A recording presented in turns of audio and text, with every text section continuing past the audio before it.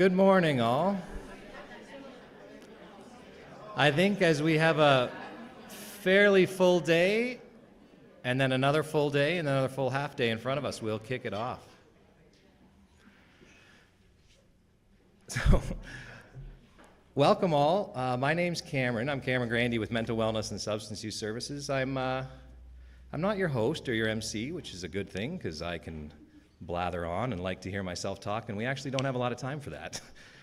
I would just like to say, first and foremost, welcome to this second part of the Mental Wellness Summit. This is presented today in partnership with Council of Yukon First Nations and the Yukon government. And I would also like to acknowledge that we're hosting this on the traditional territories of the Kwantlen First Nation and the Tuan Kuchan Council to have these really, to really share in these unbelievably important learnings today. I would really like to acknowledge that. Before we start this summit, I would like to invite Elder Diane Smith to come up and to start us off.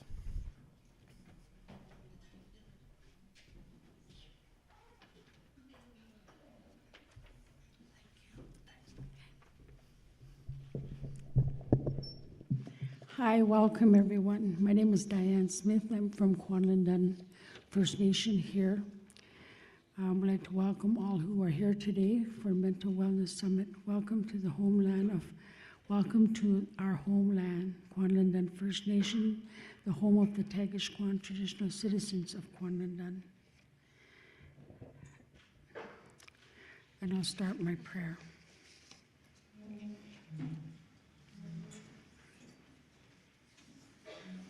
Creator of all creations, we give thanks for another day. We give thanks for the Mental Wellness Summit.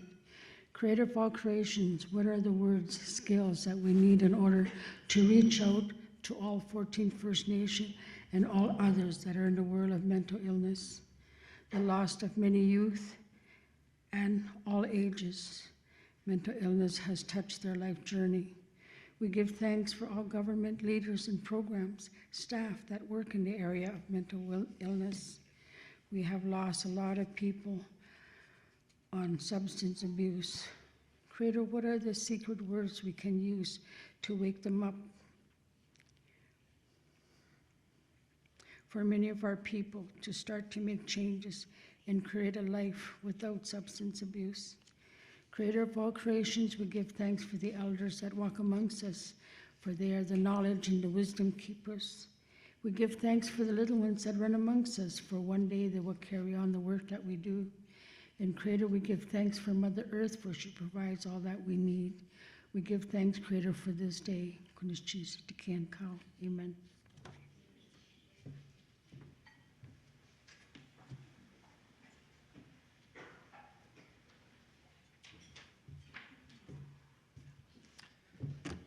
Thank you. Before the next introductions, I'm going to do some housekeeping, which I wasn't your first choice for this role, or your second or your third. So I'm going to have to read the housekeeping parts. Washrooms. So we do have washrooms that are just outside here. I guess if you're coming out here to the left. They are key card access. You can get a key card at the desk at which you registered. In the event of any sort of emergency, we have an exit to the left, which I think is our quickest one. And then, of course, there's an exit at the front. Candace is going to correct me if anything I say is wrong or out of date, but in front of you there should be some evaluation cards for each presentation throughout the day on the table in front of you. Not only do we really appreciate getting feedback, I have to say a good focus of this summit and hopefully outcome of this summit is not only to take the learnings that we see from, we'll speak to this later, across the world and across our country and within our territory, but also to take whatever feedback we can on what people think. And I'm hazard to guess that our presenters probably also like getting feedback on their presentations as well. I'll be one of a couple, like I said, not an MC, but a guide, because we have breakout rooms. You'll notice on the agenda there'll be a presentation in this room, which we will be in this room sharing it together for the morning, and then there will be options in the afternoon for I believe there's 6 sessions in the afternoon. So you'll just have someone to help guide you there and let you know where to go and introduce speakers in each of those rooms. Did I get everything?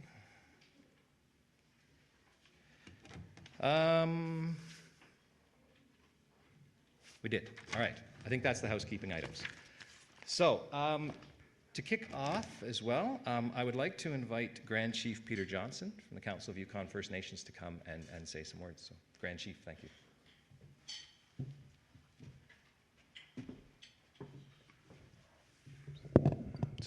Yake Tsutat, Achoni on Chish Lakatuan, Staratini Hatu Sau Klinget Genach, Yanedia Hat, Deslin Kwana Hat, Achishanat Lahashi do Sau Klinget Genach. I'd just like to say good morning to everyone and welcome to the Mental Wellness Summit Part 2.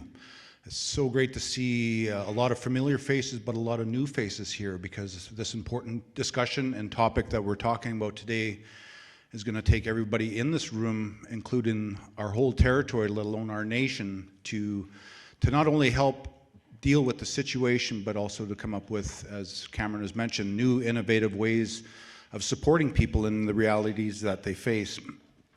Unfortunately, with the history of our First Nation people over 500 years, we've been not only disrupted, if you will, from our culture and our language and our traditions and our ways of doing, but today, 500 years later, we are still challenged by disruptions that are still being caused by many different things, and now we do have new challenges outside of government policy. We do now have things such as the opioid reality that our people are currently faced with on a daily basis.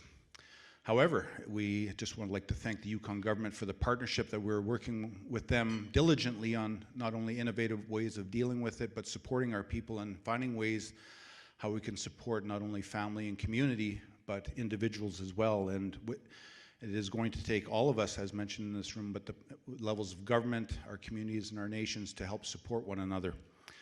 As mentioned, we're in a very important part of our season as well, and it's harvest season for a lot of people, and that connection to the land and being able to not only provide and to find yourself the abilities for us to, 2 minutes from the city of Whitehorse, we can find ourselves in a place of solace. It's the disconnection that our people face today that has led us, a lot of cases, into the realities that we face, and the spirituality, just being on the land, if you will, is something that we really have to focus and really work on getting back to. You see a lot of our younger generation not even having the opportunity to go to fish camp or to go to hunting camps or to go berry picking with their grandmother because of the realities we face. And even with the school system starting, little things such as that, it takes us away from those precious times. I'm really looking forward to innovative solutions on how we deal with the reality because, we see it just doesn't take much to walk out the door and walk down 3rd Avenue and you see our people struggling. However, we need to define ways of dealing with it, as mentioned, so we can help get our people back into the rhythm, back into those places of where they want to be, because most cases where people find themselves in their situations is not where they ideally want to be. So we need to have ways where we can help support them in whatever way we can. And one way I'd like to look at, and hopefully the discussion comes forward, is the power of psychedelic healing and using the medicines that have been traditionally on this world for thousands of years.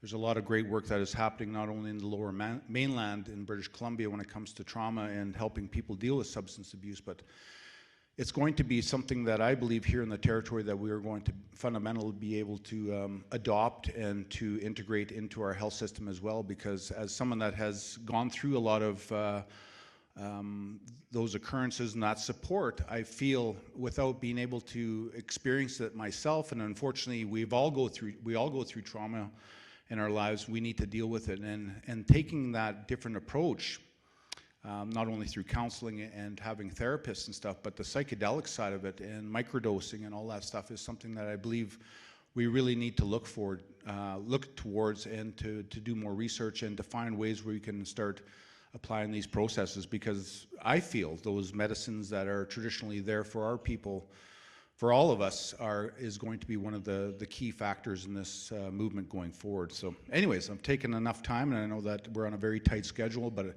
as mentioned, I'm really thankful to see a lot of different people here from different organizations, different nations, and really coming forward to help deal with this complex issue. And once again, I'd just like to thank Minister McPhee for her partnership and hopefully building this collective that we can help not only get our people out of these realities that we're currently in, but to have a better future for our next generation as well. So with that, just want to wish you the best over the next couple of days, and once again, Glenn Cheech for being here. Thank you.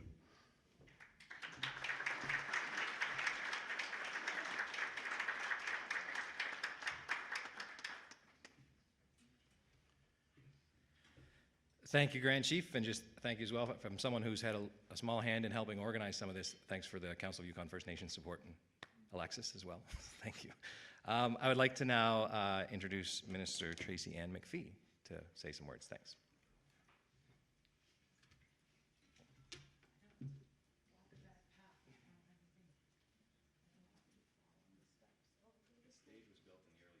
Yeah, just like wondering about that.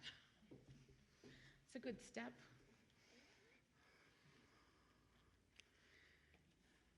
Good morning, everyone. Thank you so much for being here. Thank you to Elder Smith for her kind words, and to Grand Chief for both of you starting us off in such a good way. I'd like to begin by acknowledging, of course, that we are hosting this summit on the traditional territories, the Kwalindun First Nation and the Ta'an Kwachan Council. Many Yukoners are joining us virtually from other traditional territories as well, for First Nations here in the Yukon and across Canada. To everyone joining us here in person and online, near and far, thank you so much for being a part of this important summit. Your time and your dedication and your energy will lead us to successful conversations. I also extend my gratitude and a warm welcome to the many incredible local, national, and international speakers and partners, and the subject matter experts who will lead us in discussions and presentations throughout the summit. We're really excited about the opportunities that the next few days present. Over the next 2.5 days, nearly 40 speakers will share their stories, their perspectives, their programs, and their insight and expertise. I'm really excited to have the opportunity to listen and to learn, to participate, and to continue this very important discussion. Our territory has been overwhelmed by loss due to substance use, mental health issues, and suffering that many people in our communities face each and every day. These preventable losses devastate communities, and the conditions and the stigma and the health challenges that underlie these tragedies impact our whole territory. We know that every loss is felt by many more families and communities, and that they will struggle with continued trauma, grief, and mental health challenges. This summit is just one step in an important, evolving mental wellness response to the Yukon substance use health emergency that was declared earlier this year by our government in January. We acknowledged then, and must restate now, that this is a crisis that cannot be resolved alone. This journey poses a significant challenge and requires a continued, comprehensive response from governments, communities, and Yukoners, all working together. Our world is coming to the realization that mental health is a key factor in healthy communities and in healthy individuals. At this stage of the pandemic, we are all acutely aware of the impact the last few years has had on us all. And while there are some positive things that we will learn from our response to the pandemic, one of the key issues is the mental health, wellness of our communities, and how we need to respond to that in many, many different ways. I commend our territory's First Nations partners and communities and local organizations who are doing an amazing job working to respond to the substance use health emergency in so many different ways. I'm also inspired by the many First Nations, health system, and community partners taking the time and the effort to participate in this summit this week. We know this is time away from the important work that you do, and your participation in these conversations will make it a success and will make us all be able to learn. These efforts help us reduce stigma and increase awareness of the services and the supports that are available across the territory by a number of governments and organizations. I know that we will all be inspired by the speakers and energized to adopt new programs and approaches here at home. We are all working to increase the odds, and those who need help to heal will take the step when they are prepared to do it. We all share the same goal of taking a public health approach to addressing substance use, reducing suffering, reducing stigma, saving lives, and helping those who need it to continue on their healing journey. During the summit, we will discuss important mental wellness and substance use issues, learn more about innovative and successful approaches to mental health and substance use challenges, and we will share updates on the work that's underway to respond to the substance use health emergency here in the territory. I encourage everyone to engage with your fellow participants, ask questions, and remain open-minded about different options and perspectives and possible solutions. Open discussion and the sharing of knowledge and the expertise are such important factors in the part of the territory's ongoing response to these very complex issues. I am very confident that our conversations and ideas and the solutions that are going to be discussed here in the next few days will inspire everyone to continue to work together to combat this crisis. We must all do our part to help refocus these challenges as a health crisis. We must work to reduce stigma, reduce suffering, to save lives, and to help Yukoners live happier and healthier lives. We all deserve to achieve our dreams, and I know each and every one of you believe that and have come here today with the purpose of finding a better way. Thank you very much to all of you for taking the time for being here. I really appreciate the presenters that you're going to see and the work that has been done by the organizing committee, and Cameron speaks very lightly of his key role in organizing this summit back in February, and I know that he's put together a team that will surprise and delight you over the next couple of days. So thank you again for taking the time to be here, and thank you for your work in this critical area to improve and help our communities. Thank you.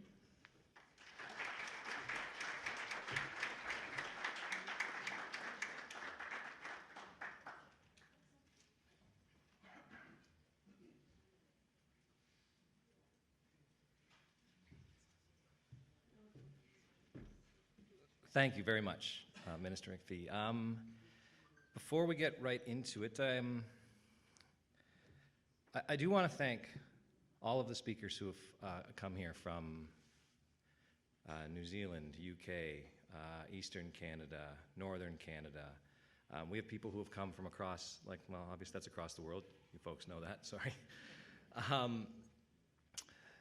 Minister McPhee mentioned the first phase of the summit. We had originally planned to have a summit. Perhaps it might have looked something like this in the winter. The COVID pandemic changed that, and a substance use health emergency had recently been declared, and we got to call a lot of people across the country and the world and sort of say, hey, we're from the Yukon. We were having this struggle, and we had people within the Yukon, and it was just the response was so unanimously, holy cow, how can we help? Yes, please. What do I say? What do you want us to say? What would you like us to provide? And I think there was just such a genuine desire for people who have had unique experiences and unique programs that they've had to create. Of course, we know that where we live in the territory is unique in terms of the challenges we face and the interventions we have. But what came across was we're not alone across the country in terms of issues with substance use. Exacerbated mental health, that perhaps the stressors and the challenges and the external factors got worse during the pandemic. How we internalize that, and then how we cope with that. Of course, understanding our history of colonization, as Grand Chief spoke to, and the history of people who live here, and the tragedies, the horrible traumas that have occurred. And we found that people were just so willing to share what they have. And what also we found was that the people who are willing to come here and speak, and I think that you'll see today, don't sort of operate in a standalone model. I'm fortunate enough to work for a place called Mental Wellness and Substance Use Services, which provides a range of services from outpatient counseling, nursing, psychiatric care, inpatient, withdrawal management. We have a referred care clinic and opioid treatment services. But we operate best when we operate with other agencies, other people, with family members, with RCMP, EMS, in First Nations governments, their health departments as well. When really connecting these services. And so I think what we're going to hear today is a real broad range of topics, from prevention to opioid-specific therapies, to new changes in diagnostic frameworks, to Indigenous-led programs and cultural healing and destigmatization. But all of these really were integrated services. And I think that's really what we're here to learn, is how we all sort of can connect to come to this together. And I just want to thank everybody from the last summit, and everybody who's come from afar, and everyone who is coming from the Yukon to tell us about their programs. And also, we're very fortunate to be able to kick off some people who are going to talk about their experiences, which I think is amazing. I realize in my fake MC duties I've neglected the virtual crowd. Now, Jeff, are there some instructions for those people who are online in terms of how they can interact with the system? This is Jeff. You can. Sorry. Thanks, Cameron. I'm Jeff Ham with Upstream Events, and we're providing the technical support for the in-person event, as well as a number of virtual guests that we have joining us today as well. So for those who are joining us online, you'll be viewing this on the platform, watching the video, and then just to the right of your video panel are tabs that allow you to ask questions. There are 3 tabs there. One is for voting, which we likely won't use. One is for chat-style discussion, which we likely won't use. But the third is an Ask tab. That's the question and answer tab. Online participants are invited to post their questions in that interface. The moderator on the back end here will see those questions and will share them with the other online participants. And then we'll provide those questions back to Cameron to present to the speakers as appropriate.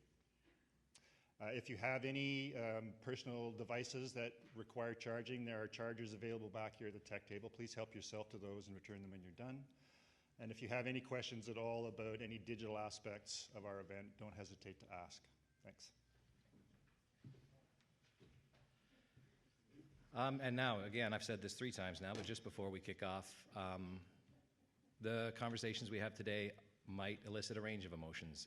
I think we can approach these from a place of sadness, from a place of sympathy, empathy, humor, hope, and all of these I can say are okay. If at any point they are overwhelming, there's a number that'll flash up on this screen, but 456-3838, and you can have an appointment with a counselor. It's a rapid access counseling appointment if that's something you need, or if it's just a walk or a fresh air or something like that. But I think all of those reactions, if you have them, are appropriate to have.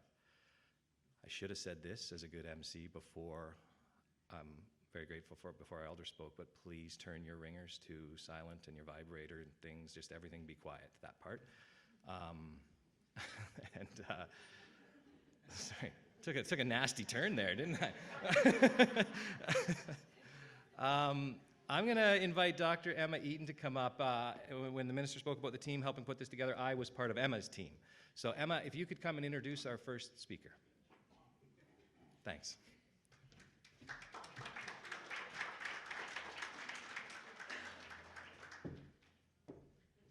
Cameron, you've taken the speaking notes, so thanks.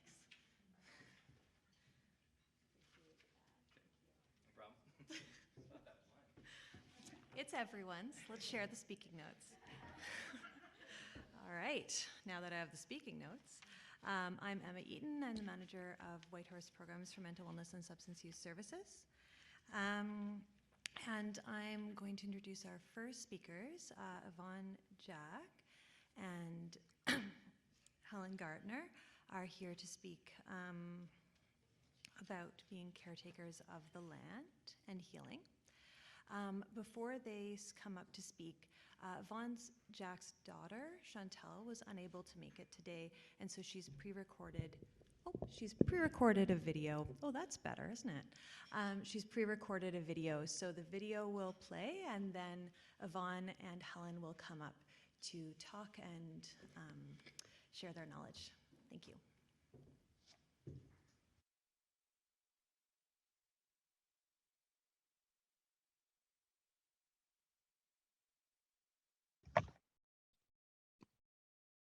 Good day. My name is Chantelle Shultz, and I'm here with Yvonne Jack.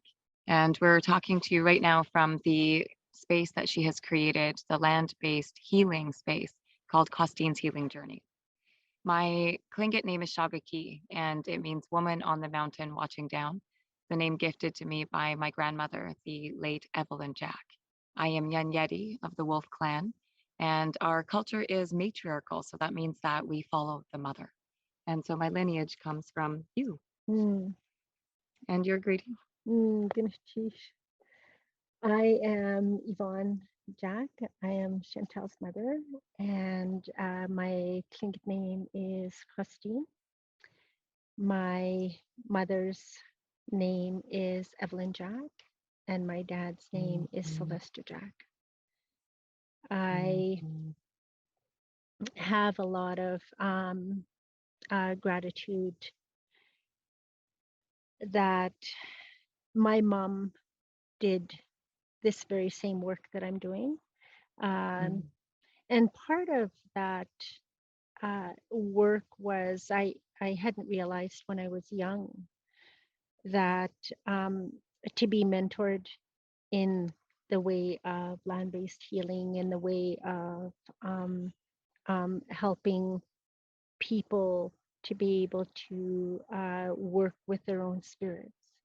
I only realized as I got older that to be mentored that way is a real gift. Part of being mentored that way, I didn't really understand that I was gifted this way. I when I was young, I didn't think that I had any gifts. I felt like all of my friends had gifts that I could see. And the gifts were writing, the gifts were drawing, things that were really outward. I was really puzzled because I felt like I couldn't draw a stick man to save myself. And my mom said to me that Creator gives everyone a gift. It was only in later years that I had realized what my gift is. It's a quiet gift. It's a gift that people only get to know when they're able to spend time with me and we're able to spend time together. That's what brings that gift out. So a lot of the training that we had was not done in schools. It wasn't done in the colonial Western way of teaching. Our teachings came passed down from generation to generation. And so the reason why we are talking to you together today is because in our way that's culturally appropriate. My grandmother, Evelyn, had a lot of different sayings, but she used to call us, her grandchildren, and the children in the community, her little robins for the round robin circle. It was one of the healing things that she did. Um, and that time it had a teepee. And so she created a whole circle of strength built on this concept of providing a space for our people to be able to go and be on the land and pray and practice spirituality and eat food and walk literally around in a circle so that you could center and ground yourself. And just that concept was something that I grew up on. And so there were many other examples in our community of the work that my grandmother did in healing. And I see a lot of that has really passed on to you, Mom. And I became a social worker. So I'm also trained in the Western way and received formalized education from what was the college at the time here in town in Whitehorse. And I felt really, really honored to be able to get that education. I went forward and I became a social worker practicing in child protection. And while I very much honor and respect the role that I played, I noticed there were a lot of gaps. And so the cultural side of how a person exists in a system that is meant to disempower, all of those pieces are really lost. And I know that we've talked in our conversations, and you've had very similar experiences with some of your workplaces as well, where you were identifying big gaps in the system, places where our Indigenous people, who are often the most disenfranchised and the most disempowered, weren't able to access their spirituality, weren't able to eat our traditional foods, weren't able to find a safe person that they could feel comfortable with who was from community. And so some of those things you really experienced in your work with family support, with Yukon government, and with the hospital, all those places that are really intended to promote healing and are supposed to make people well. Do you want to talk a bit about that? Yeah, I worked in different agencies, and part of my beginning here is just seeing, as Chantelle is saying, the gaps that were very present and in your face in these different organizations. Our people have really been in a place of even working in the hospital. There were barriers, like people really appreciated being able to come to the healing room, uh, uh, to be able to talk about whatever it was that was going on with their health. They had an opportunity to be able to. We would go into the healing room and do some work. I would do some work with them, but once they were out of the hospital, it really was an issue, because when they left, they were no longer had the ability to come back. And often, again, that was one of the gaps where at the time, there wasn't a whole lot, there wasn't many places for them to be able to get that that kind of comfort level. And so um, again, that was what was one of the huge issues, was the gap there, to be able to have some place to be able to say to them, this is where you could go now. And so that was one of the reasons why starting this space has really, really looking at trying to create that outside of the hospital, outside of family and children's services. And that was one of the same issue again, talking about gaps, was with family and children's services. It was the same issue. And what I noticed in all of the places I was working was it always felt like there was a people wanted to check boxes. As from that, I really knew that there was a lot of pieces missing.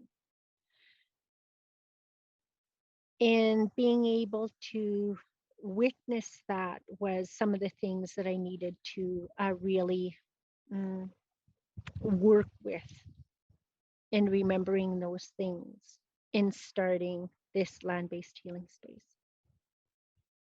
I started in 2016. It was a pretty scary process. Um, it was one of those times that I felt like I was a 5-year-old going to knock on a great big giant's door and try to tell them, this is what I'm trying to do. And part of that was there wasn't a whole lot of land-based healing spaces in Whitehorse that were doing it as a business. I really needed to do this land-based healing space as a business because I felt like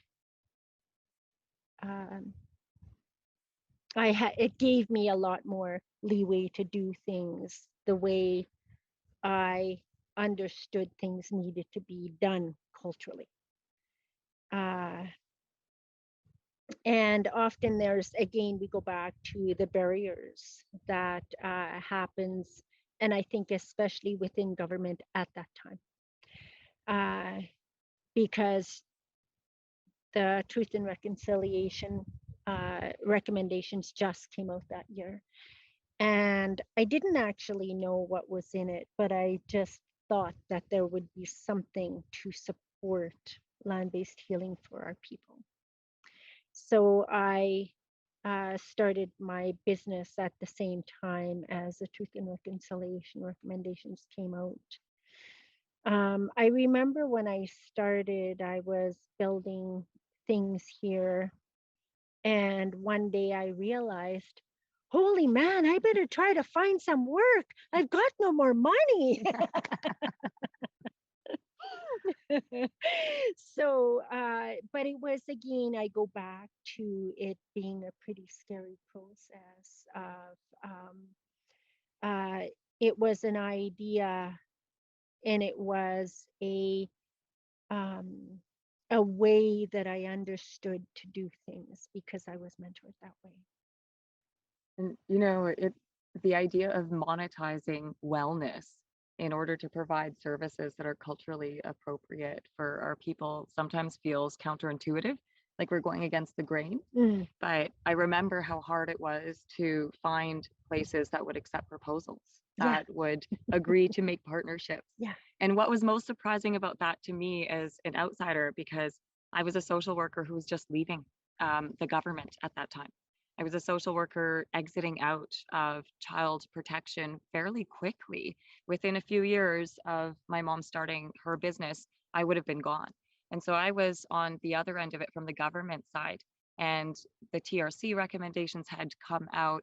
There was a shifting landscape and an expectation that culture be provided to help strengthen families and create resiliency and create programming that worked, that helped our most vulnerable young kids in the system to feel connected to something that they might not have had in their community or in their homes or in their lives for a really long time.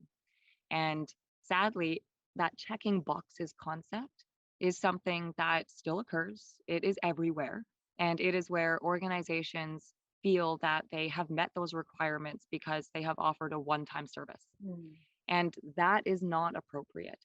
And so one of the things that I've really noticed is that you have worked with a lot of different organizations, but some of them never lasted. They weren't consistent. They weren't stable. Some of those that are, like mental wellness, is one of those that, when it was called ADS, Alcohol and Drug Services, was a strong support and they were collaborative. So when you gave feedback and responses, I heard you saying that they worked with you in order to meet those needs and adapt to something. And so that really brings us back to that concept that we're talking about today. What is wellness and how does that translate to direct on the ground services, tangible supports for our vulnerable populations and people and our communities. And how can land-based healing programs support that? And so mental wellness and substance use and all of the spectrum of the things that are needed in order to support communities to be healthy and well, to support families to be healthy and well, to support relationships amongst ourselves that are well. That's supported by the land. And so I'm hoping that you'll talk a little bit about what it means to be able to connect to the land within the services that you provide here in this space, right here on this land. Absolutely.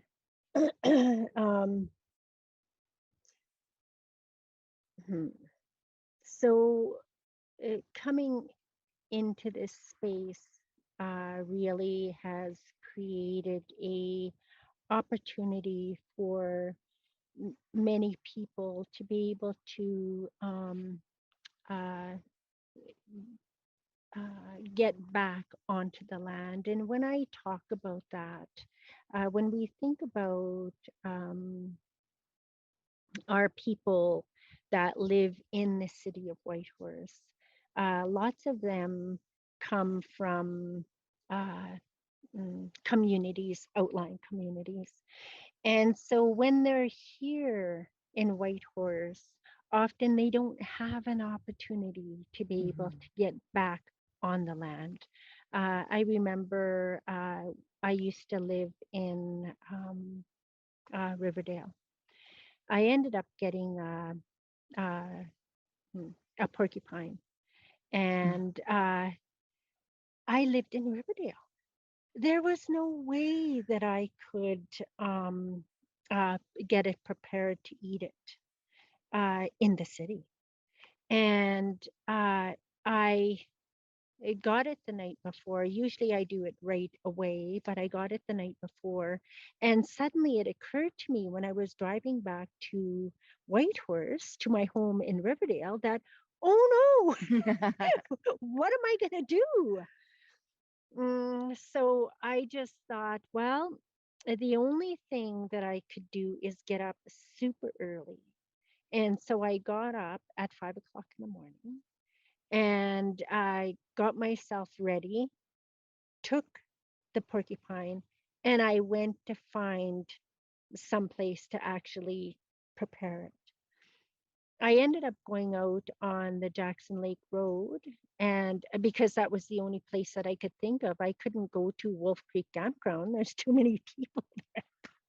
So I ended up going out on Jackson Lake Road and made myself a fire and was able to get the porcupine prepared to be able to feed it to my family. When we think about that one story that I'm talking about right now, you could really see how our people are really to be able to get back onto the land and to be able to have that kind of a freedom really connects us back to our own spirits. So that was one of the reasons why I created this space, was so that we could do some work and people could actually come back and be reminded of the strength that the land has for our people. Sometimes people will ask me, well, geez, like, how do you do all of that work? I always say to them, the land does 95%, and I do the other 5%. That's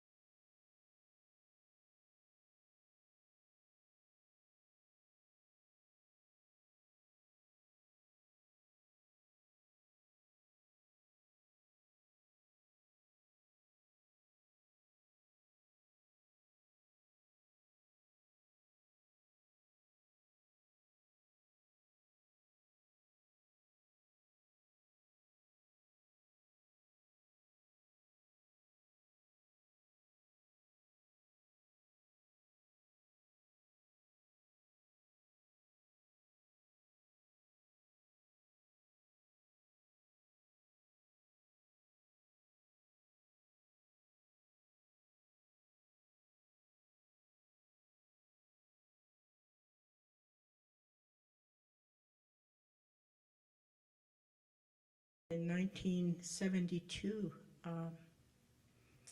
and found my home. It was 1920. I started working with youth, started out at the receiving home, and all my life have been a helper to people, many different areas, the transition home, young offenders. Spent 28 years working for the government. The last 17 was working with elders in care, and very humbling experience to support elders and family during the last sometimes years, sometimes weeks and days of their lives. Many beautiful lessons. It was always my dream to, when these healing places started to come up, to work in a place such as that. And I'm really grateful that Yvonne came and knocked at my door and asked me to join her. So it's a real pleasure to be here. Thank you. The truth is, I dragged her out of retirement.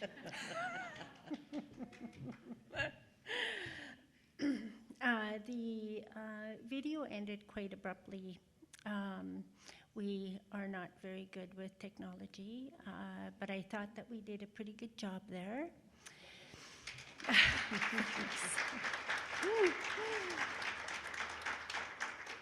I really wanted to talk a little bit further about the gaps that I have witnessed. Again, I have worked in the past in many organizations. I have been doing land-based healing for the last 16 years, since 2016, so it's been 6 years.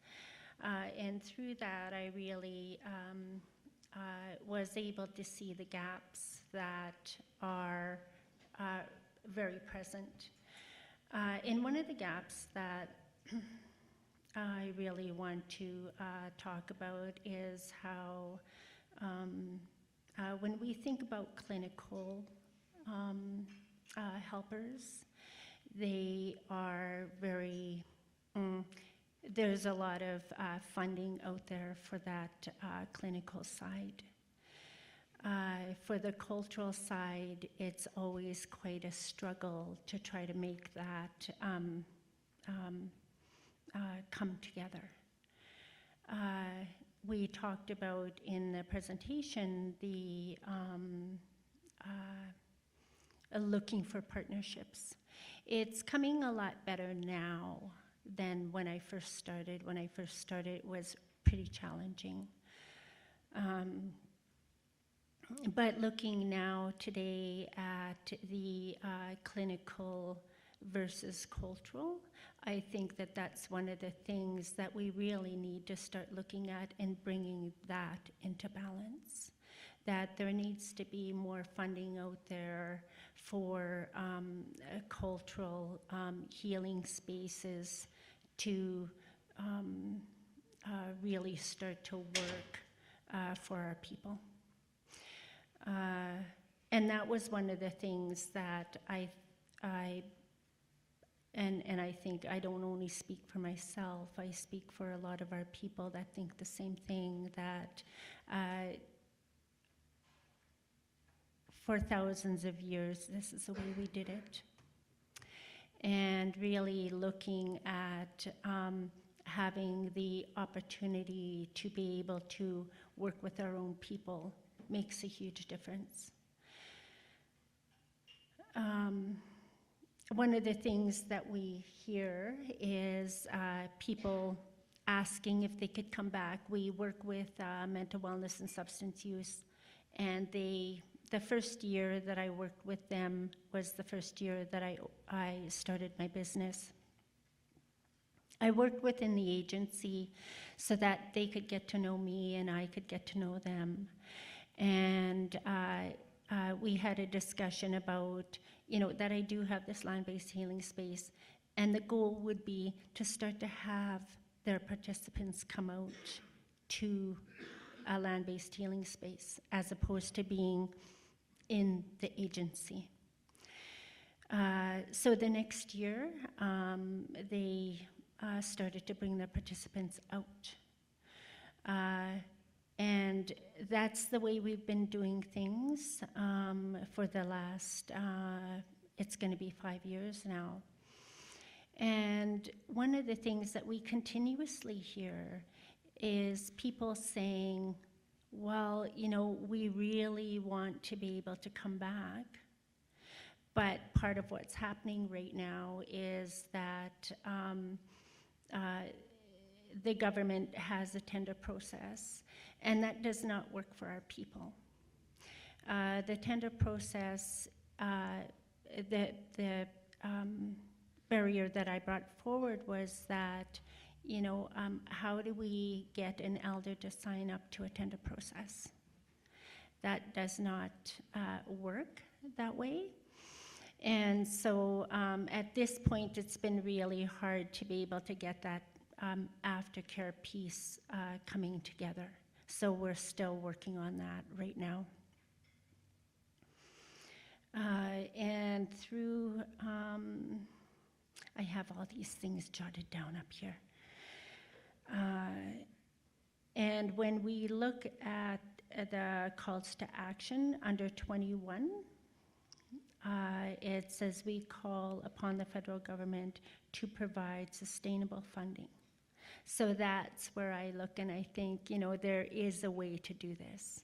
We just need to go back to the drawing board and start again. And I think that that's the thing about creating something like this is our responsibility is to acknowledge that we have to continuously go back to that drawing board. This is such a new thing that we have to accept that we're not going to get it right the first time. But our responsibility is to be able to go back and start drawing again. Let's not stop. Did you have anything to add? I think a lot of times in mainstream, we are expected to, as Yvonne said, go and do this big, tedious process.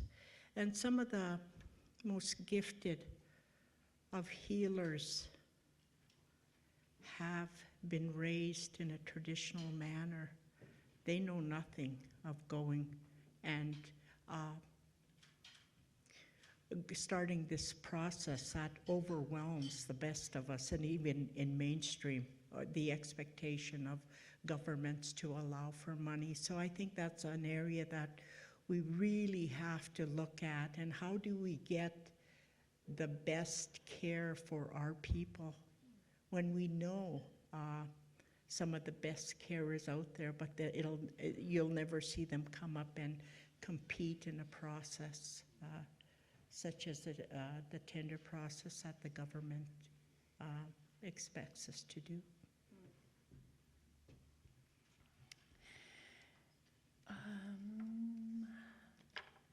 And so I am just going to start this presentation. I really needed to have something for me to follow, otherwise I felt like I was just going to be up here just babbling on and on and on. So I was like to my daughter, we have to do something that's going to help me because I'm not a public speaker. So yeah, I'm just learning something new today. So gonna choose for your patience, everyone.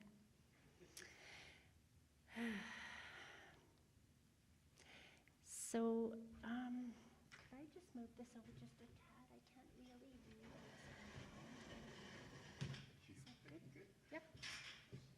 Okay, you can see.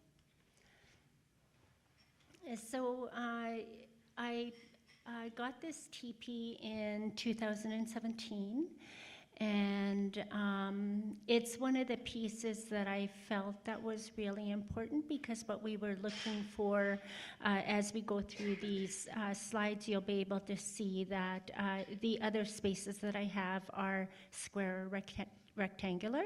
So I really thought that a teepee would be a really nice addition, because then we could actually have that round space that we really needed. And so I got this teepee from Fort McPherson Tents, and I called them and told them that I was looking to buy one of these. It's 26 feet in diameter. And right away they asked me, what are you going to do with this? Like, do you know how big it is? And I said, well, I don't really know how big it is, but I do know one thing: it needs to hold a lot of people, because it's going to be for a land-based healing space and for the ceremonies. Right away they said, oh, we're going to give you 20% off. So that was a huge deal for me. That was 20% off. So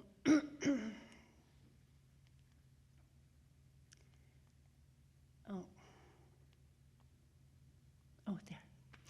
So originally, when I started 6 years ago, I didn't have that teepee when I started, and this space was kind of like the catch-all space. I worked in this tent frame. It's a 14 by 16. And I worked with the people in there. Clearly, we ate in there. But it was just this, it was what I used to tell people is this was the palace. So it's a real beautiful space just to be able to have,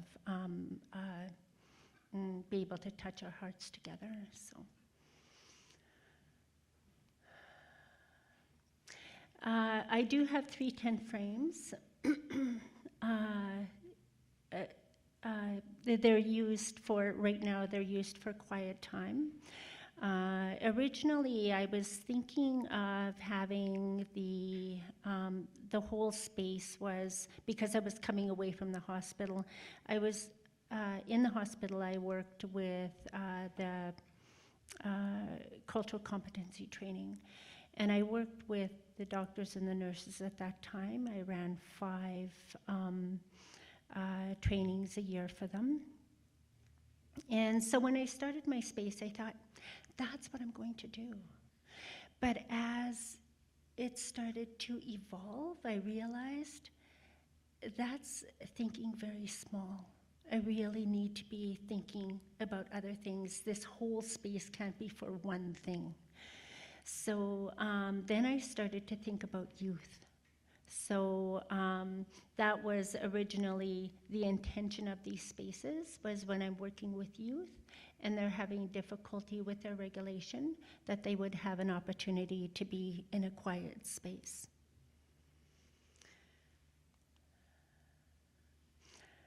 Do you want to talk to this one, Helen?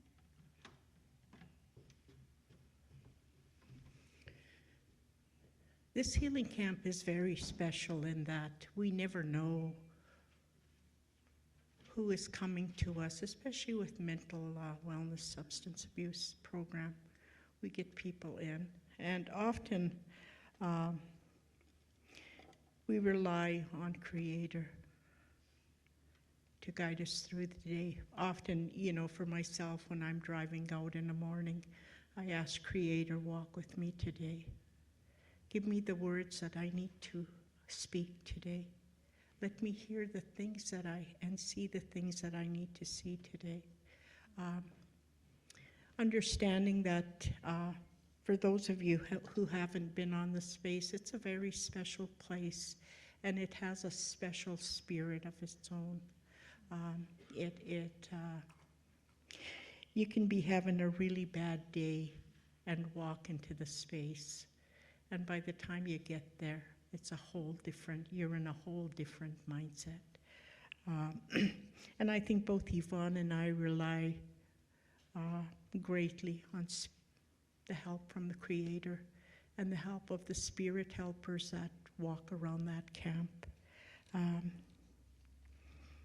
The healing of the land itself, the healing of sitting around a campfire, the healing of being able to go walk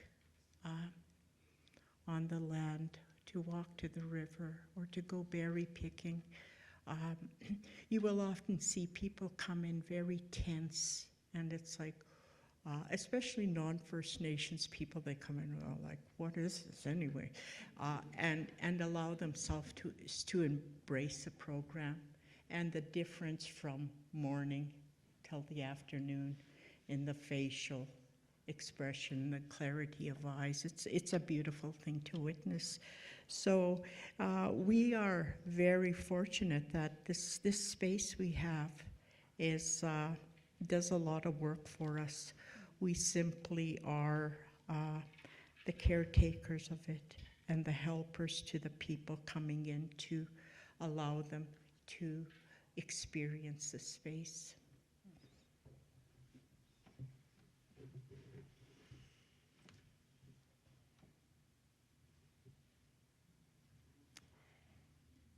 This is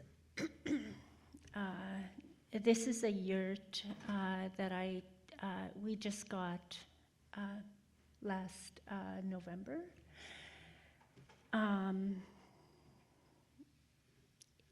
It is a healing yurt, and what sets it apart from the other yurts is that it's put together by the men in Mongolia, and then they give it to the women. And the women do all of the painting by hand, and they sing while they paint so that they could put good energy into that yurt.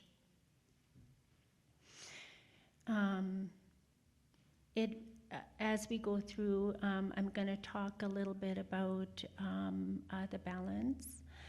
But this yurt, I've been asking Creator for it for quite a number of years.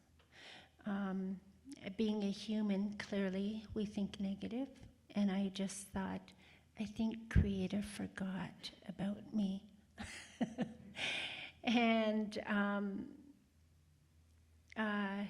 but, you know, spiritually, when things are ready to happen, they just happen so fast.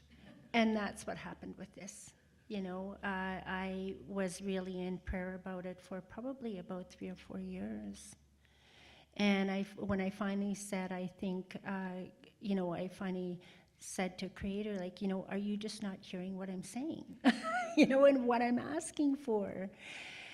But when it was time for this to come, it was just within, I don't know, I think it was within 3 days. Everything was set to go. This yurt actually came in on buy and sell. My daughter texted me and said, Mom, I think this is what you've been praying for. I made the call to Groovy Yurts, and they said, get in line. Through the weekend, there was 20 callers from Whitehorse. And I called, when I talked with them and told them what I was doing, they actually chose to be able to let me have it. And it was so funny because one of the things I would say is, what a gift. And so I was talking with the fella, and he said, you know, we chose to let you buy this yurt. And right away, I bursted into what I always say, oh man, I said, what a gift.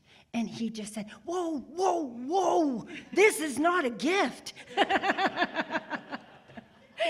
Just a totally different way of thinking. Of course, I chuckled and I just said, it's not that I'm not going to give you money. Like, I can't even explain it to you. This is just a gift. You know, I'm going to give you money.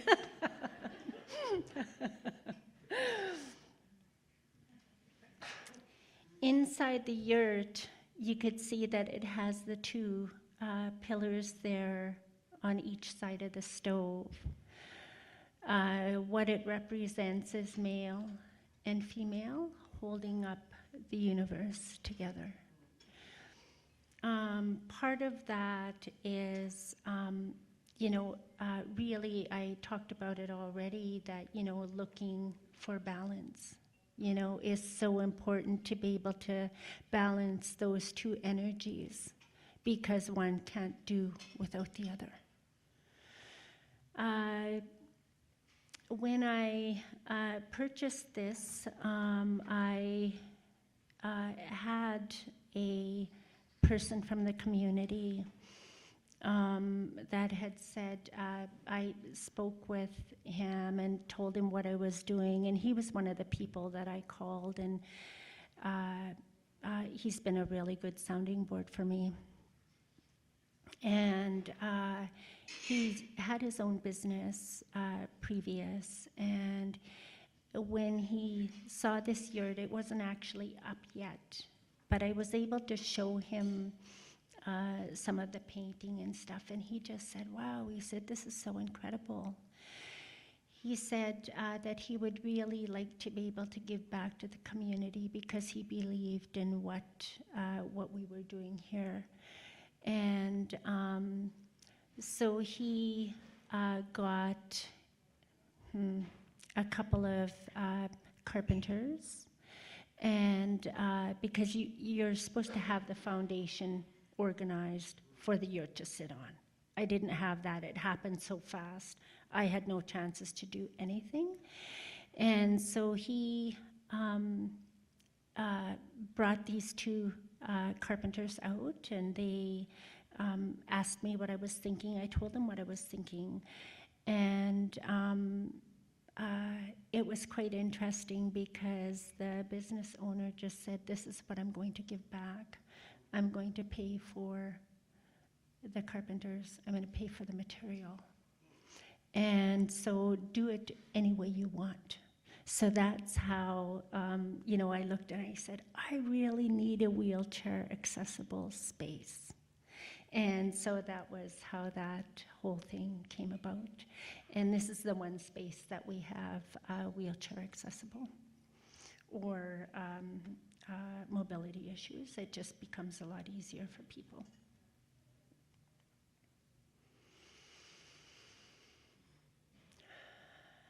This space here is the fire pit.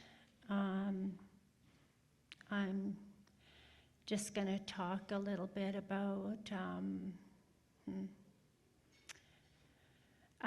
this work that I do is really close to my heart.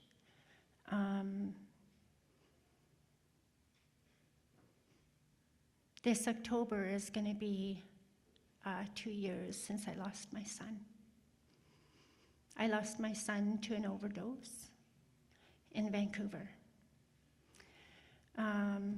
It took me a little while to be able to just, it's challenging. But I'm talking about that because I want you guys to know the special place of that fire pit. My son put it in for me a year and a half before he passed. So every time I light that fire, I know that my son is with me. It's such fire is one of our elements of healing. And so that fire pit that my son put in,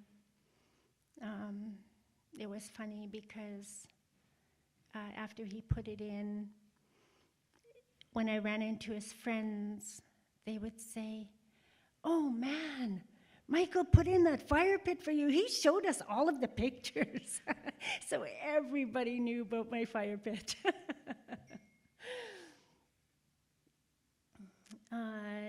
This has been a really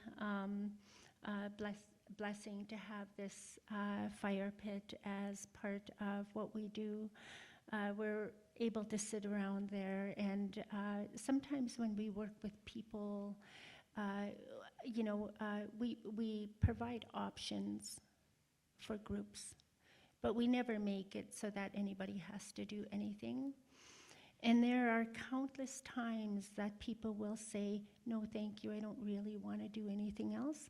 I just want to sit by the fire, you know? And so just looking at that really creates a really nice space for them. It's the way they heal, you know, because we're not the experts in their life, they are. Right now, I only have a tarp up there, but the next prayer is that we could have a gazebo there. So we're trying to work on that. Hopefully, we'll get it up this before snow flies, because Helen and I are so tired of getting rid of the snow off of these tarps. We've had tarps up since the beginning. So,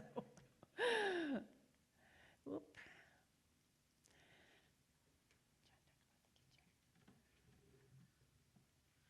So within the space, we also have a little kitchen area, and one of my favorite things to do is feed people. I really love to cook, and I really love to feed people well. So we are blessed enough to be in connection with having the conservation officer who gives us traditional meat on a yearly basis. Prior to that, Yvonne would empty her own deep freeze to provide traditional meals. It's really a special thing to see people awaken. Just this summer we did a harvest, and there was a lady who just went from being kind of sitting back to, by the end of the day, she was telling us stories about what life used to be like. It was just a beautiful thing to experience. The importance in our culture of feeding people well.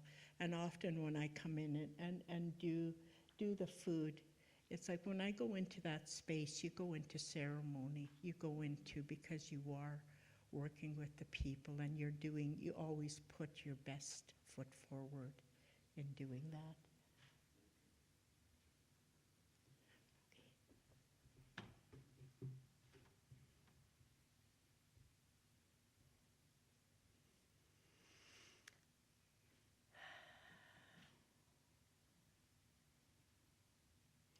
I really want to acknowledge that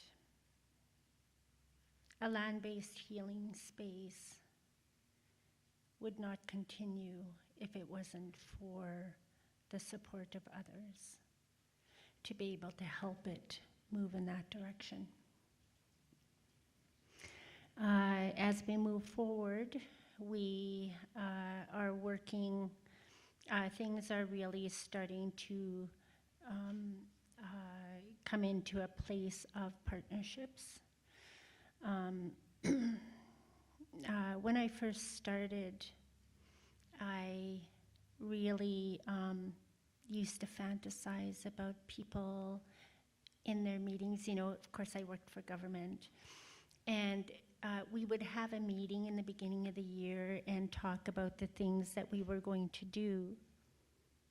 Hello? The things that we were going to do. And we were always trying to figure out a space, you know, where we were going to do that thing, whatever it was. And I used to always think to myself, wouldn't it be so great if when they were doing that planning, they would look at someone and say, and I need you to call Custine's Healing Journey and see if there's any space. The neat thing is now it's coming to pass. You know, it's 6 years later, and agencies are actually calling me up and asking, you know, do you have any space, because we want to do a staff retreat, or we want to bring our people out to a land-based healing space where we could really start getting connected, because a land-based healing space, it creates such a different connection than sitting around a conference table. So, um, we are really working right now in working with mentorship. You know, the truth is, culturally, that's the way we do things. You know, we start to pass things down. And so we're working, we work quite frequently right now with CYFN. And that's one of the things that we're really starting to talk about is that mentorship program. It hasn't actually really gotten off the ground yet. It's still kind of like a seed, but we're really spending more time talking about how do we start to create that mentorship so that we could have more land-based healing spaces. The work that's being done right now is we really need more land-based healing spaces to actually get up and running to be able to meet the demand that's happening. Right now, I have quite a large piece of land. I've got, you know, as you could see, I've got a lot of different things going on out there. But right now, there's just Helen and I. We're working to try to possibly get another person on. But yeah, so it's been just the next thing, and that's the thing about land-based healing, is there's always the next thing that you have to work on. And so mentorship is part of one of the things that we're just really looking at pretty hard right now to really try to create that seamlessly. Capacity building, as I said, we're looking at trying to get another person on. Part of creating something like this was to make sure that, you know, you don't add so many things that you're just overwhelmed. So in creating this, it was about doing it at a pace that the person doing this doesn't feel like, okay, it's outgrown me. I need to be able to grow with it. So it's been kind of like a little bit of a slower process, but I feel like that's what helps it to be, you know, you create something and then you let the space ground itself. You create another thing, you let the space ground itself. Let me see. So mental wellness, again, is, and substance use is one of the first contracts that I had. Well, the first one that I had was family and children's, but the second one was mental wellness and substance use. We are still continuing that partnership at 6 years later. And we're really able to do work together. I think some of the things that we did was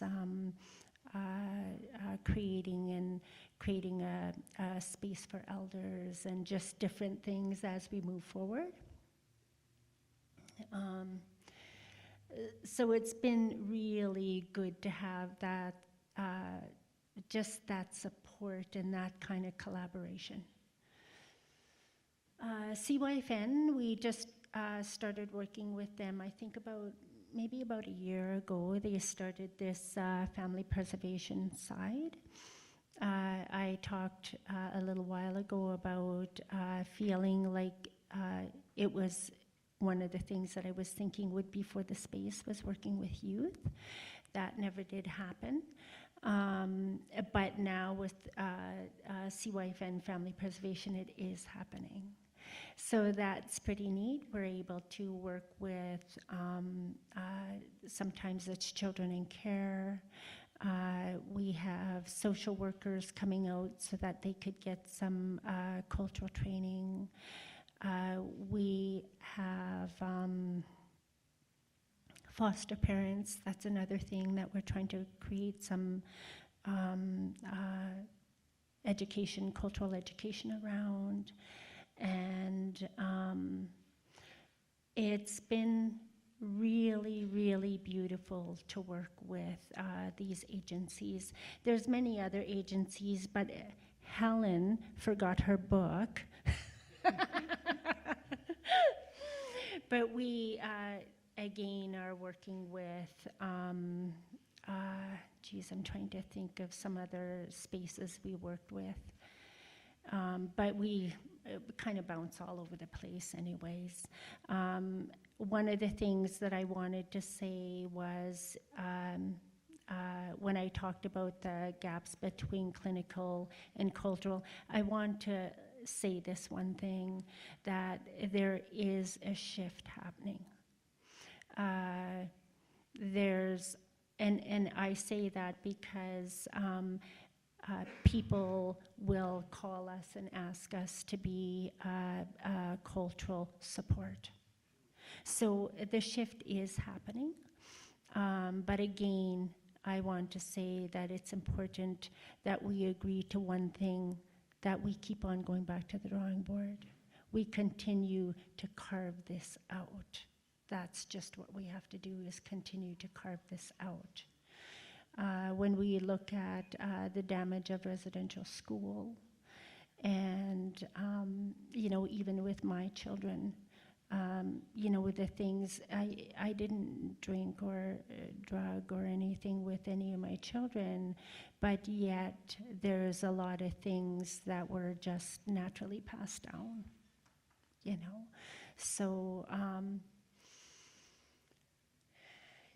Emma, is my time up? Okay. Are you asking or telling?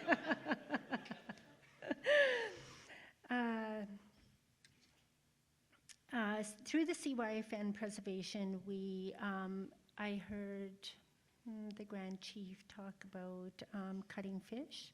That was some of the things we were able to do in the space this year. We actually did it a few times, and it was so great to have youth come and cut fish there, and being able to get it ready to dry it and all of those things. We were also able to work on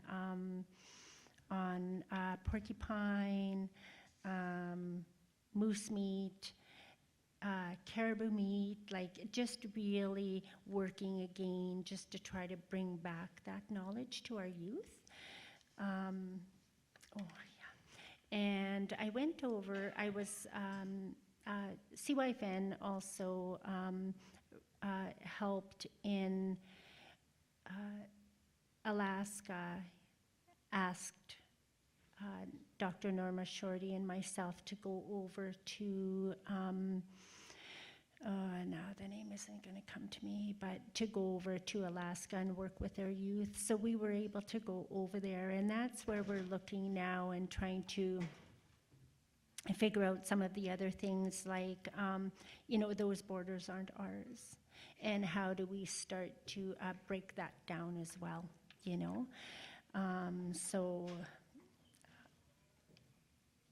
Okay.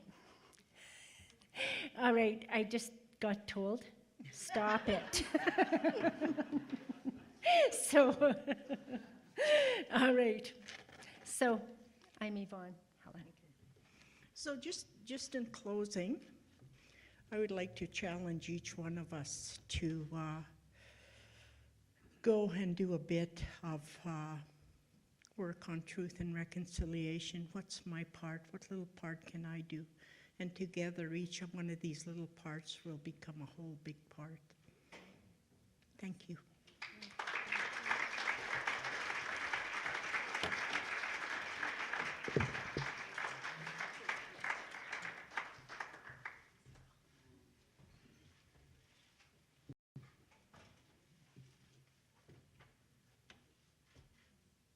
Thank you, Yvonne, and thank you. I appreciate that whole thing. I also really appreciate that final comment on the one little thing, the one thing we can do for truth and reconciliation. I think that's certainly important from a standpoint of someone who's a government service provider to keep in mind.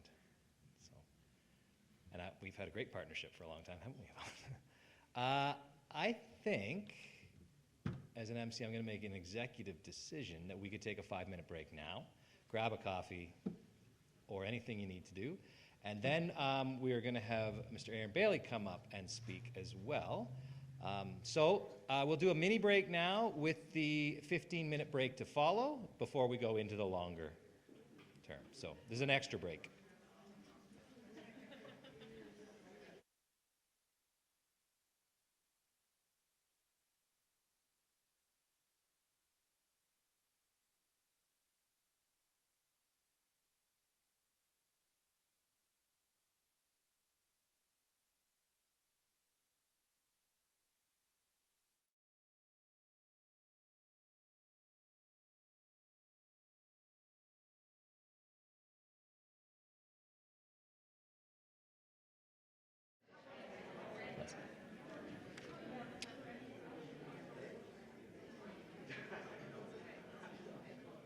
And while we're sort of making our way back to the tables, I'm going to introduce our next speaker,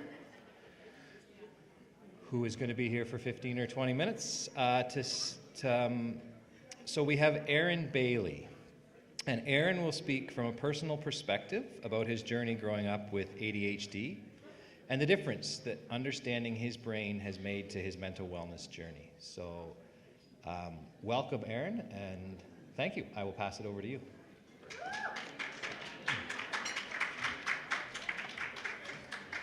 Oh, perfect. I despise microphones. I don't like my voice.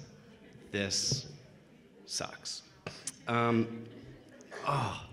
Thank you everybody so much for having me. I'm really excited to be here to talk about my journey with mental health and ADHD. Before we begin, I also would like to acknowledge that we are on the traditional territory of the Kwantlen Council and the Kwantlen First Nation. So before I begin, I always like to, I'll let you know a little bit about myself first, why not? So my name's Aaron Bailey. I'm originally from Kingston, Ontario. I graduated from St. Lawrence College with a child and youth worker degree. I then went to Australia, sadly never made it to New Zealand, sorry, and graduated from Griffith University with my Bachelor of Human Services, which is kind of like social work. In October of 2021, I graduated from the ADD Coach Academy in New York, and I worked at Queen's University for 5 years, working with students with learning disabilities, ADHD, helping them transition from elementary to high school and then high school to post-secondary. We then moved up to the Yukon in 2016, and I was an educational assistant at Chief Shea Gitless School in Old Crow for 2 years. And then for the last 3 years, I've been an EA at Takini Elementary, and due to a very unfortunate mental health breakdown, I had to leave. And then in January of this year, I started my own ADHD coaching business here in Whitehorse. This pen is very distracting for me. Classic. So a little bit about, before I go, I like to let you guys know exactly what I have. So I do have attention deficit hyperactivity disorder, and I have the combination type, meaning that I struggle with impulsivity, inattention, and hyperactivity. So that's a lot of fun. I have generalized anxiety disorder, which means I worry about everything and anything that's possible. I have a severe learning disability in math, so I hate numbers, and I struggle with depression. I know, right? A lot of fun. So growing up with disabilities, I always joke and say I'm 32 and I'm old and wise. I know I'm not, but being so old, growing up in the 90s and the early 2000s, ADHD wasn't really known at the time. It was very new. So when I was diagnosed, I just felt, completely alone. Nobody really understood what was going on. Nobody understood the diagnosis. And I remember coming back from school crying almost every single day, talking to my dad. I have a lot of bad stories about my dad. I love this man dearly. But every experience I have with him, I'm like, I'm going to use that. I remember coming home crying every day and just trying to explain to my dad what's going on, what I'm feeling. I remember looking up at him and saying, do you get it? And him having to say, no. I don't get it, and when you're reaching out to your parents who you think know you through and through and they don't understand what's going on is a devastating feeling. I didn't bring any notes, and I'm not as techie as Yvonne, so I don't have a slideshow, and I didn't bring any notes, so I'm kind of everywhere. But when I was diagnosed with ADHD as well, the three most important things I took away from it was that I was stupid, different, and weird. So that's what I understood from my diagnosis. And then on top of feeling absolutely and utterly alone, I didn't understand what ADHD was. You know, you go to the psychologist, they give you a very confusing piece of paper, and then say, good luck, and here's some meds. So I didn't understand what my disability was, and you know, nobody else did. And I had teachers asking me, what does ADHD mean? What is it? And you know, I apologize for using this word, but because I'm so old, I would say to them, I'm retarded. Like, that's what it meant for me, and that's what I thought about myself growing up. And I had parents telling me, you know, ADHD is just an excuse to be hyper. It's not a real thing. So this is just compounding, you know, on my feeling of already feeling alone, nobody understands me, and being stupid, different, and weird. And, you know, I always forget how much I get dry mouth during these presentations. It's brutal. Also, too, you know, we talk about accommodations, and again, back in the day, people thought accommodations were cheating, and I didn't want accommodations because I didn't want to look different. I wanted to be normal, which is the dumbest word we ever have in our society. It doesn't make sense. That's another presentation. But people always thought, you know, accommodations are cheating. It's not fair that you're getting extra time. It's not fair that you have this, which is absolutely ridiculous. You know, I look around here and I see people with glasses on, and if I asked you to take your glasses off and, you know, read a presentation, and you couldn't, and you know, people were giggling and laughing, I started yelling at you and screaming at you, you guys would be like, this guy's a wiener. But that's what we do to people with ADHD all the time, right? Accommodations are glasses, but I don't think you can see my ADHD. Well, yeah, you can, I guess, when I forget stuff, yeah. But, you know, these disabilities are invisible, and when you can't see them and you don't understand them, these accommodations can be cheating, or can look like cheating. And I have to give my grade 8 teacher some credit, because he did allow me to have an oral test while my class was doing the test. He did it in front of everybody else, so you can understand why I never ever wanted accommodations after that experience either.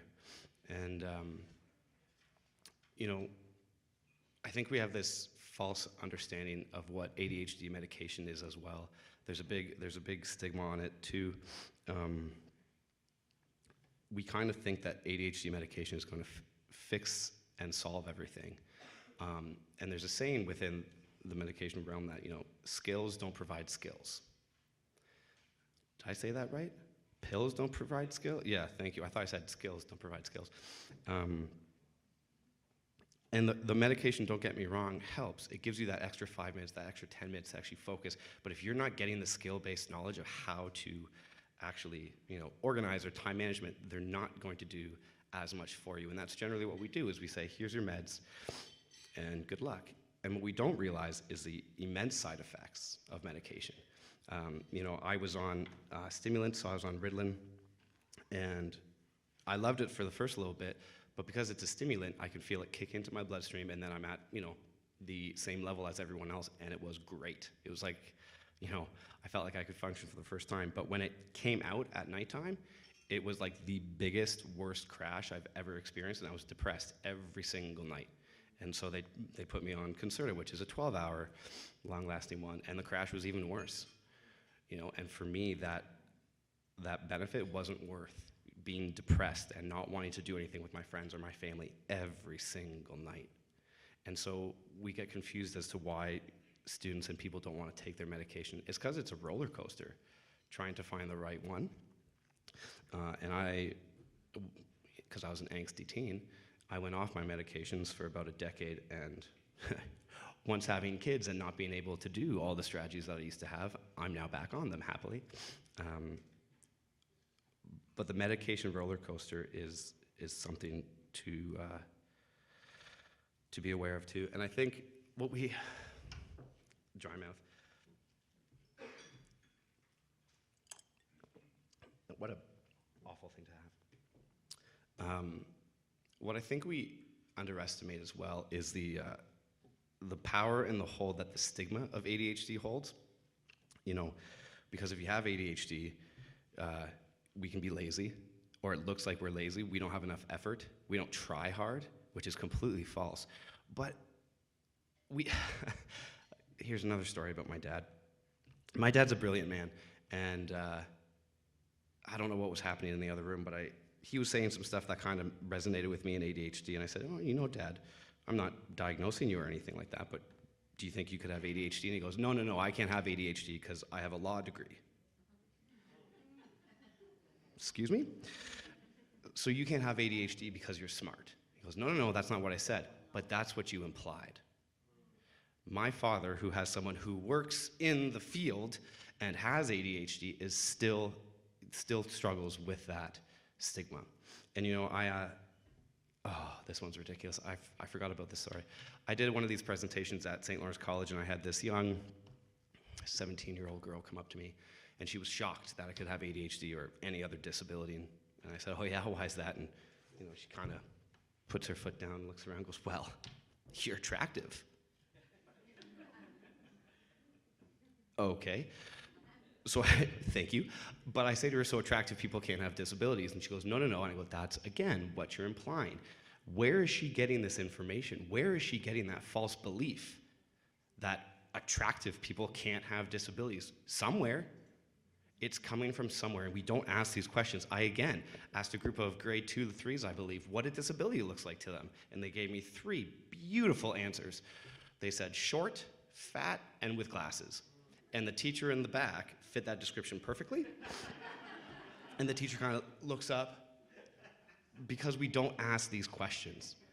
So this is the stigma that disabilities or even ADHD is holding. And I think we also underestimate or are unaware of the significant mental health impacts that it can have. My first, I wouldn't call it a suicide attempt. I don't even know if it's self-harming because it was really a cry for help, but I didn't have the vocabulary to express myself.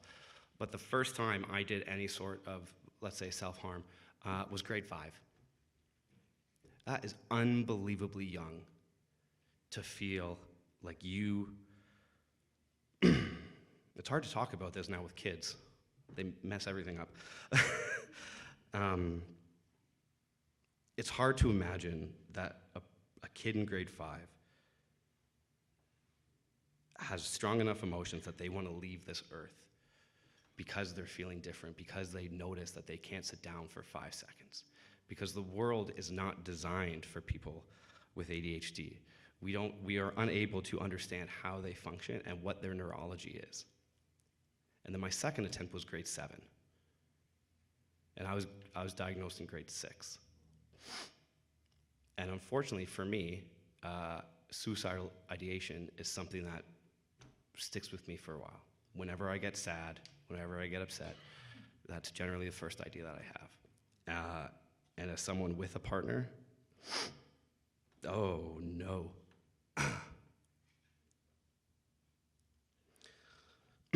Someone with a partner and with 2 beautiful kids, it's devastating that that's the first place that I go to. And my hope, sorry, I'm on my phone because I'm looking at the time. My hope for today is that I am able to really let you guys know and connect ADHD and mental health and how significant an ADHD diagnosis is and the massive mental health implications that come with it, because it's often overlooked. And we don't understand that, we view ADHD as a school-based young boy disorder, which is absolutely false. It affects every aspect of your life. It grows with you. I wish I only had it with a kid and it disappeared as an adult. As a coach, it's fascinating because people don't realize the wide-spreading implications that ADHD have and the effect that it has on every aspect of your life. And my goal for today is to dry mouth. Oh, I just spilt on myself too. Good God. My hope for today is to really hit home the mental health implications, the substance use implications with ADHD as well. And that if we can start acknowledging it for what it is and actually getting to the core of what's going on and why people with ADHD are doing what they do, and once you understand the neurology, it makes a lot of sense, then we can actually start working with them and helping them understand what's going on in their body, what's going on in their mind, and giving them hands-on strategies to actually help to, instead of just survive with ADHD, help them survive. Oh, no. God, Aaron, instead of helping them survive with ADHD, help them thrive with it. Sorry, my apologies. Because there are strategies that we can do. And, you know, as a 32-year-old old man, I still struggle with ADHD, but because of the knowledge and awareness I have, I'm able to catch myself before I start tumbling down into the areas where I struggle. So if you are interested to learn more about ADHD and how significant it is in the mental health field, I would be happy to have you in my 1:30 breakout session. Thank you.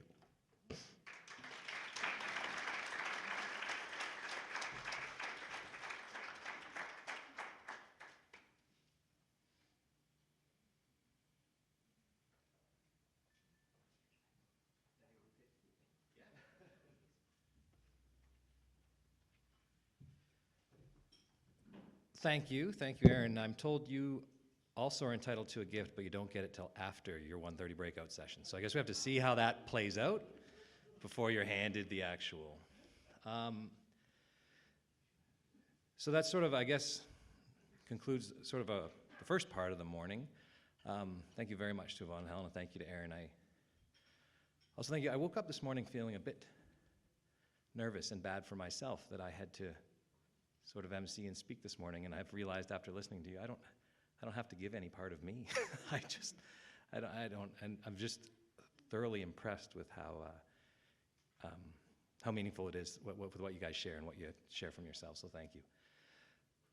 Let's take a 15-minute break, do an actual break, enough time to get some fresh air if you need to, and we're going to jump into a housing sort of multi-tiered presentation.